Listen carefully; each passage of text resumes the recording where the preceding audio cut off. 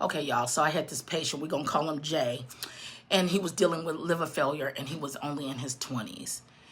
And when I went to his room, it should have been a routine visit to sign a POA, a power of attorney.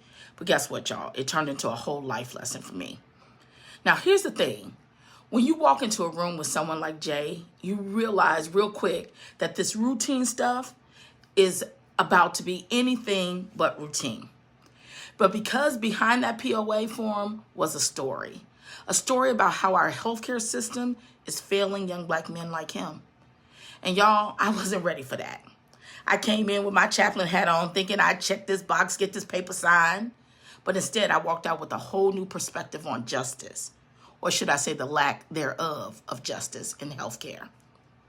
Jay was so young. He talked about how hard it had been just to get anyone to take him seriously. How many times he had to advocate for himself, even while his body was giving out on him. And all I could think was, why is this happening?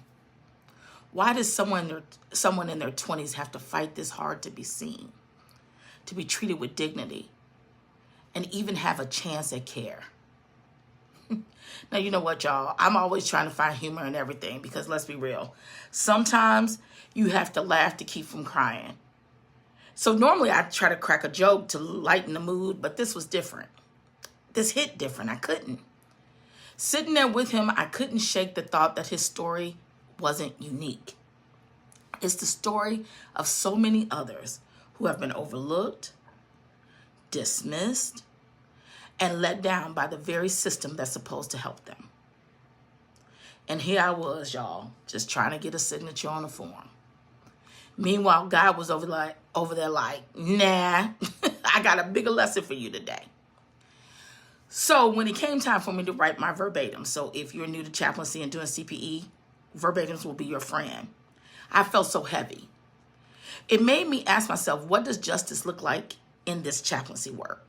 How do we as chaplains show up in spaces where the system has already failed? And maybe the bigger question is, how do we keep holding on to hope for change?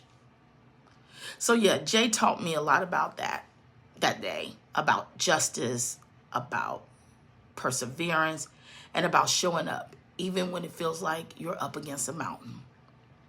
And yeah, I did get the POA signed, but let's be real, that was the easiest part of the day.